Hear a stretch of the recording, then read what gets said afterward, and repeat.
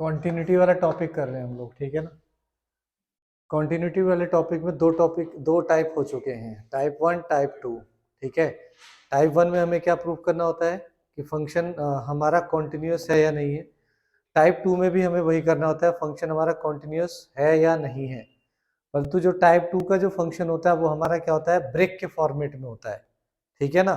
तो उस ब्रेक के फॉर्मेट में लेस देन और ग्रेटर देन होता है, तो हमें उसे जज करना होता है कि कौन सा फंक्शन लेफ्ट हैंड के लिए लिया जाएगा और कौन सा फंक्शन राइट हैंड के लिए लिया जाएगा। अब हम जो कर रहे हैं टॉपिक है वो type 3, and type 3 is the most important, focus है। Type 3 is the most important का मतलब ये हो गया कि type 3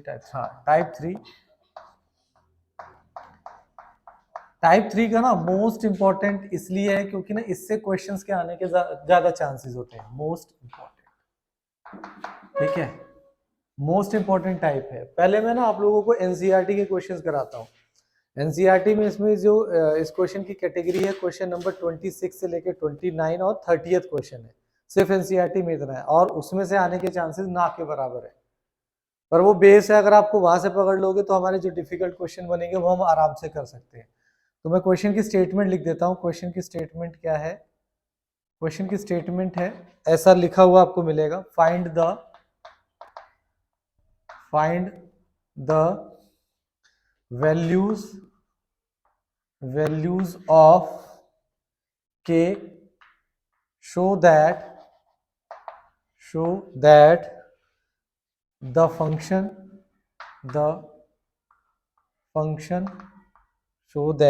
function f is continuous at the indicated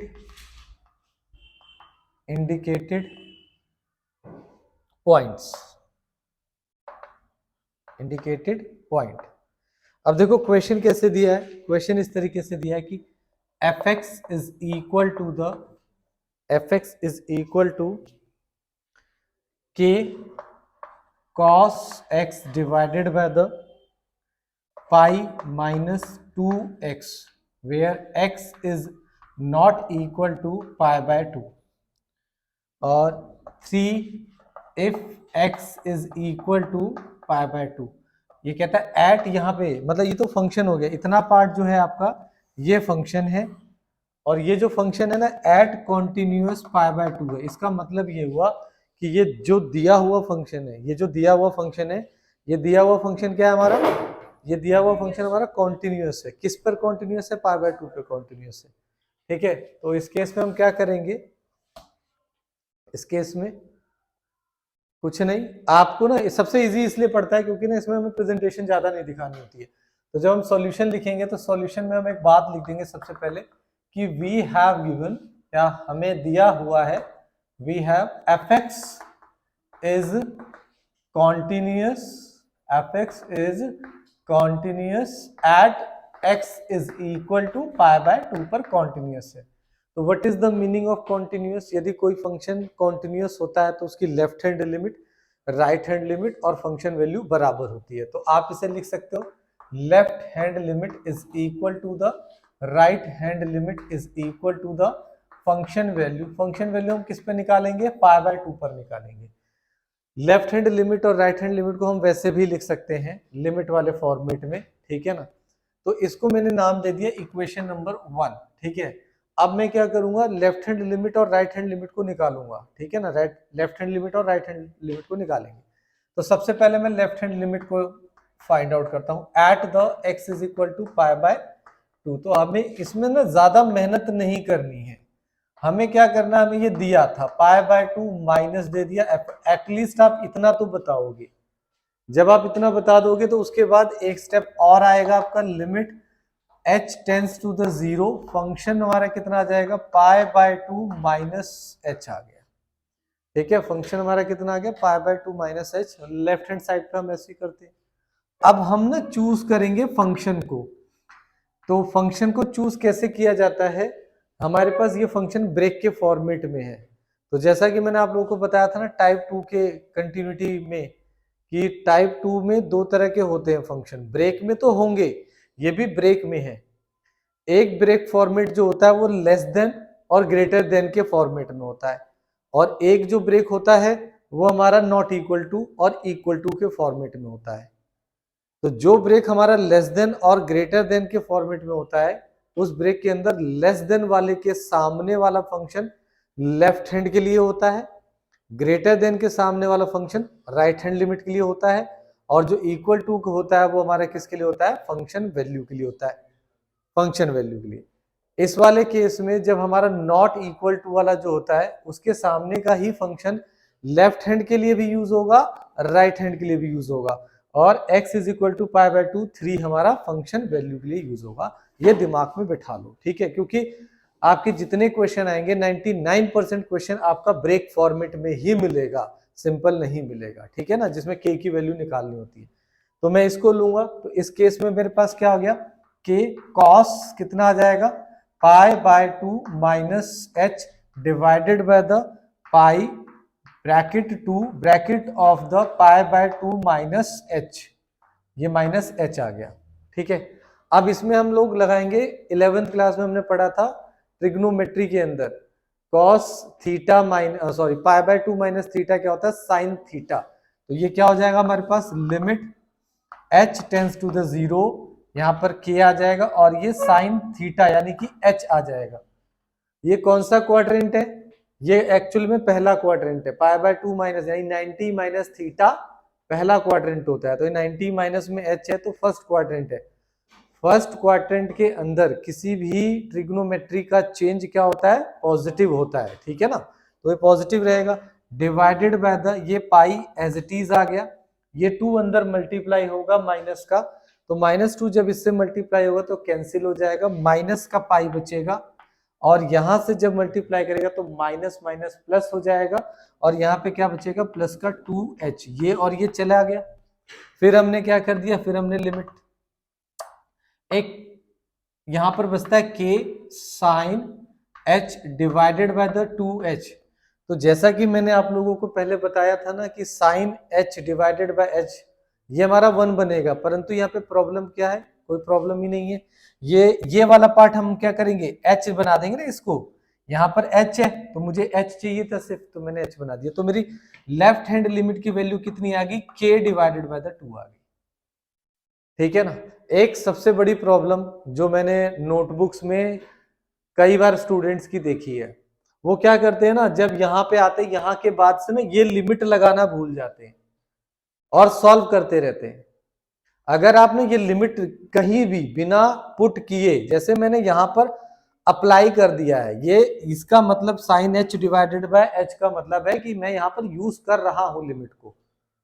limit की एक प्रॉपर्टी होती है ना, जो कांस्टेंट वाली चीज होती है वो बाहर चली जाती है, these are the constant k divided by 2, ये बाहर चला आएगा, और लिमिट किसके साथ हो जाएगी, sine h divided by h, तो ये वैल्यू कितनी हो जाएगी, k डिवाइडेड बाय द 2 हो गया। अगर आपने यहाँ के बाद कहीं इससे पहले कहीं भी लिमिट हटा दिया तो आपके मार्क्स कट सकते हैं, सिंपल सा कंसेप्ट है, इसमें आप कोई बहस नहीं कर सकते, ठीक है ना।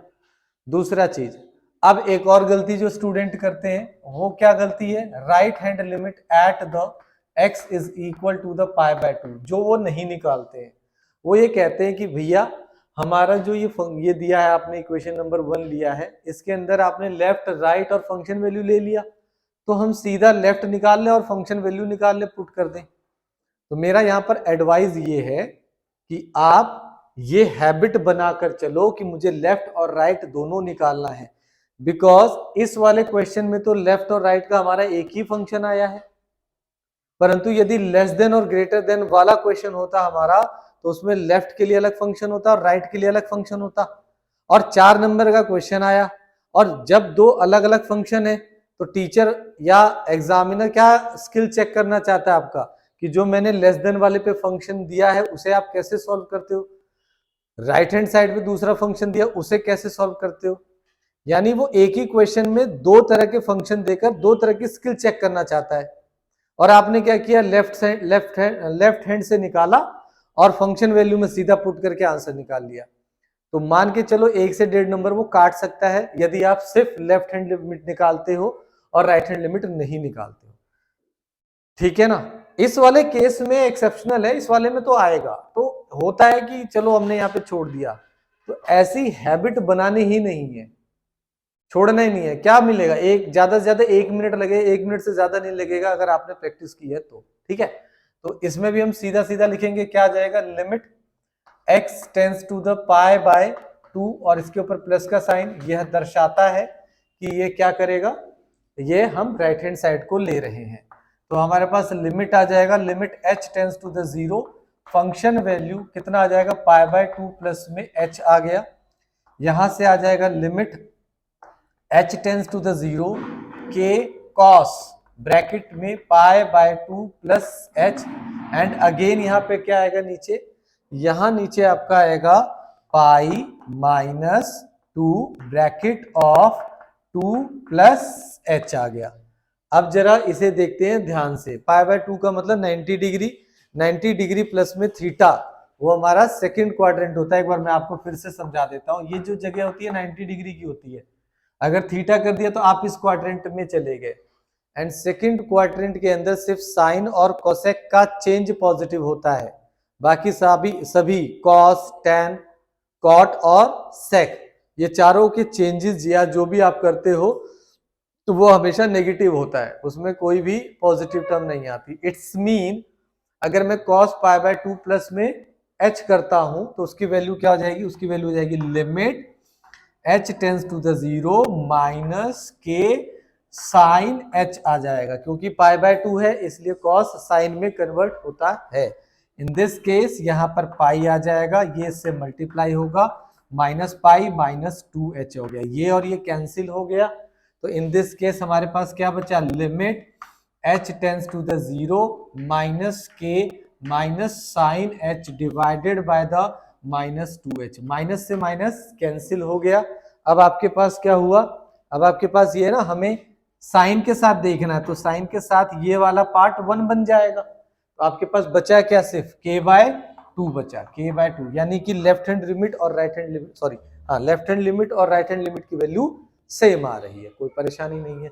अब हम क्या करेंगे, तीसरी चीज जिसका नाम है फंक्शन वैल्यू, हमने निकाला फंक्शन वैल्यू, फंक्शन वैल्यू। तो फंक्शन वैल्यू कैसे निकलेगा, हम क्या करेंगे, जो हमारे पास फंक्शन ये, ओहो इसने तो हमें दे ही रखा है ऑलरेडी, तो मैं क्या लिखूंगा इसे सुंदर सा, pi by 2 is equal to the 3, लो जी।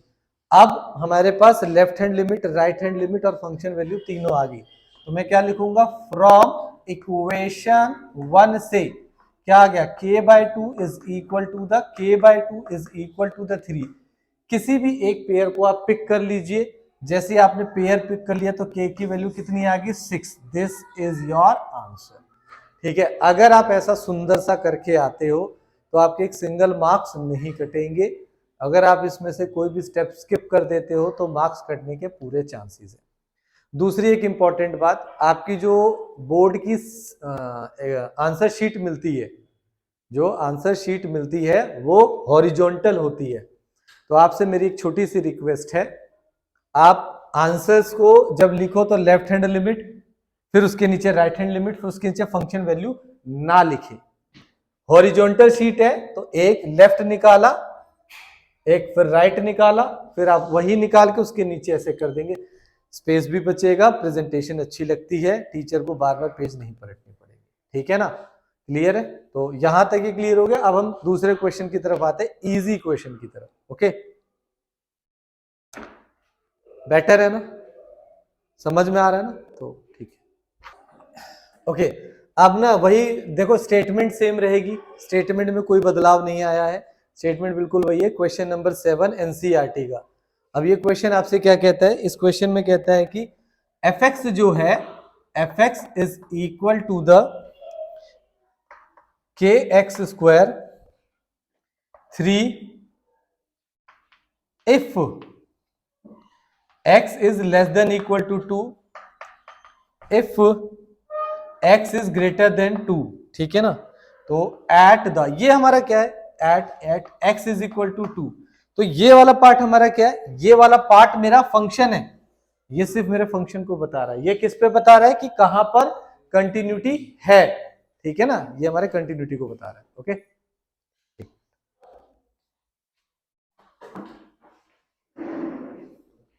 शोर मचा रहे हैं, मैं रिकॉर्डिंग कर रहा हूँ।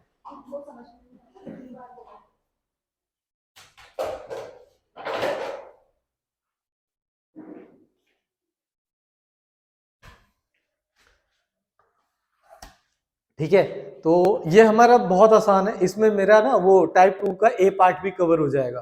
पहले वाले में नॉट इक्वल टू का किया था, इसमें सेम चीज है। कैसे लिखोगे? सॉल्यूशन, सॉल्यूशन में हमारे पास क्या है, हमें दिया हुआ है, वी हैव बीन गिवन, ठीक है ना, हमें गिवन है, क्या चीज गिवन है कि जो फंक्शन है कौन सा, एफ एक्स इज कॉन्टिन्यूअस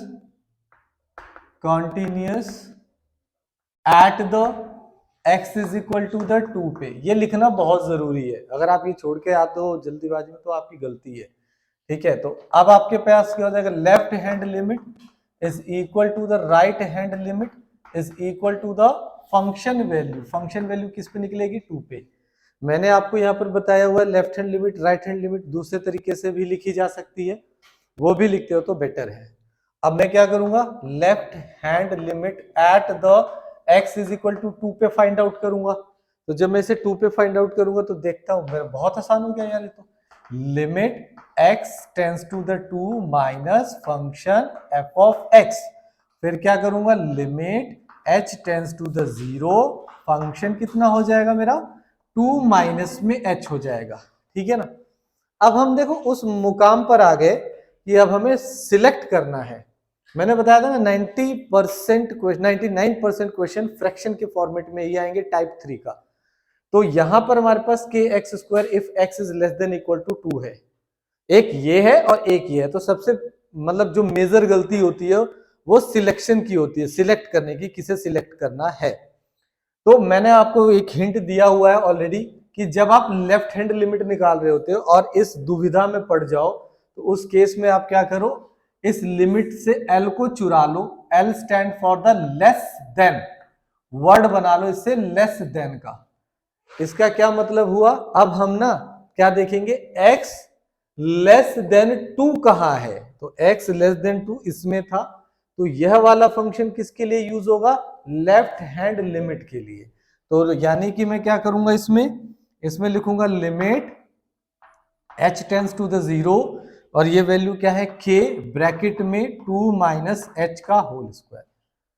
जैसा कि मैंने आप लोगों को पहले लेक्चर में ये बताया कि इसे ओपन करके ही पुट करना, डायरेक्ट पुट करने की आदत नहीं डालना, रिस्क नहीं लेना है, क्योंकि हमारा जब फ्रैक्शन वाला पार्ट आता है तो उसमें हमसे गलती होने के चांसेस होते हैं, अगर हमने बहुत ज्यादा प्रैक्टिस नहीं की होती है तो ये क्या हो गया, ब्रैकेट में कितना 2 का स्क्वायर 4 प्लस में h स्क्वायर माइनस में 4h।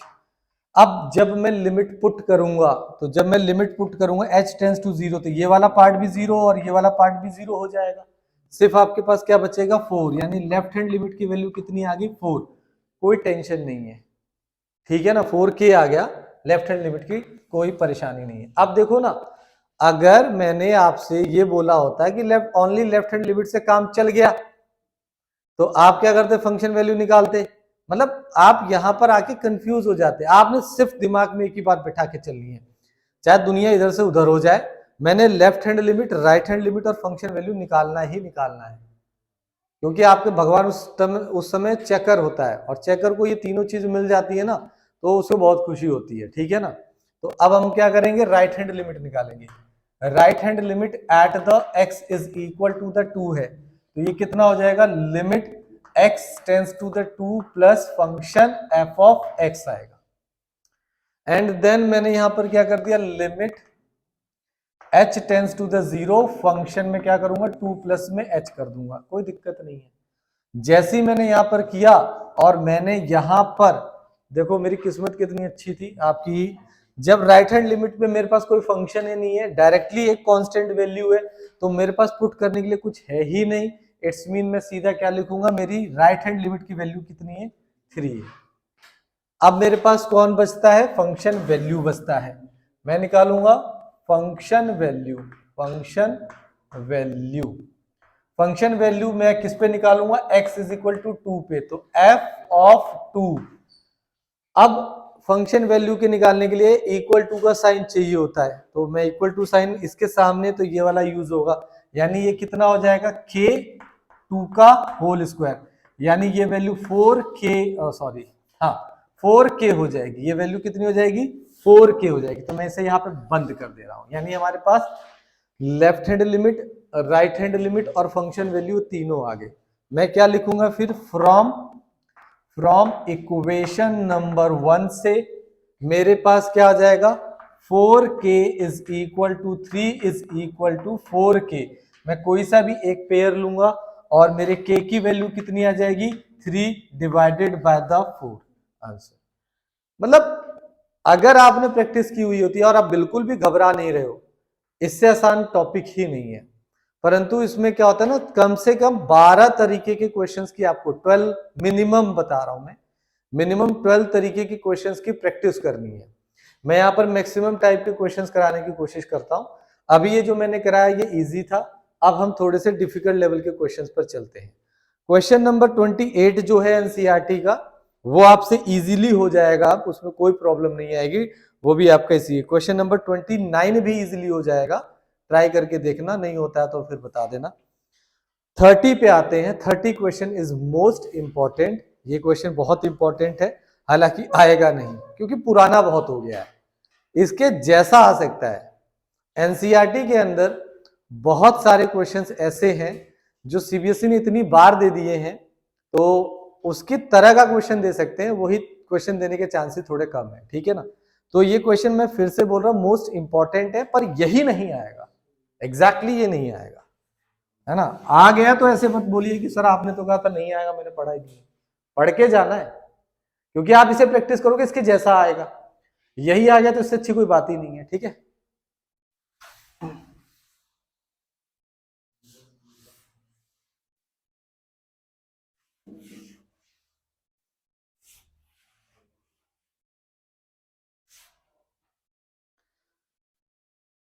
क्वेश्चन नंबर 30 एनसीईआरटी का 5.1 exercise.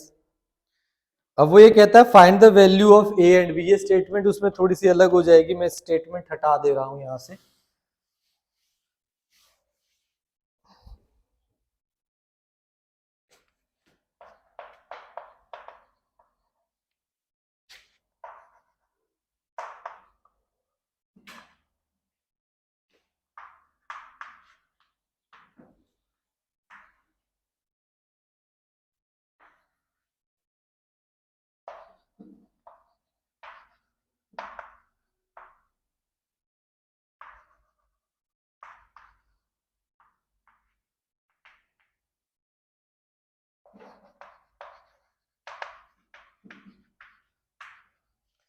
Find the values of a and b such that functions defined bye.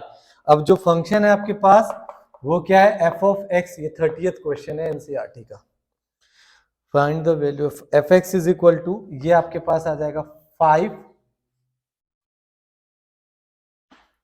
5 only if x is less than equal to 2, ax plus b if x is greater than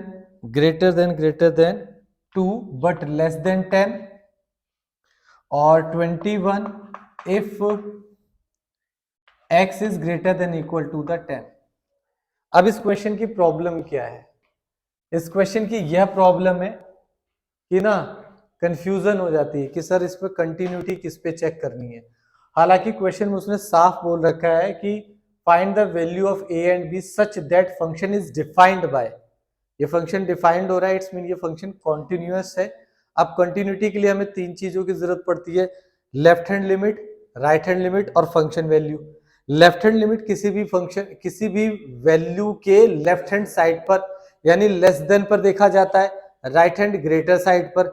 तो हमें 2 का less than दिया हुआ है, 2 का right greater than दिया हुआ है और 2 का इक्वल टू भी दिया है। तो एक तो हम 2 पर चेक करेंगे, दूसरा हम किस पे चेक करेंगे 10 पर, 10 पे भी दिया हुआ है। तो 10 x लेस देन 10 है और x is greater than equal to 10 है, उस पे भी दिया हुआ है। तो ये अगर हमारा फंक्शन कॉन्टिन्यूअस है इन दोनों पॉइंटों पर, हाँ हाँ जी, अगर ये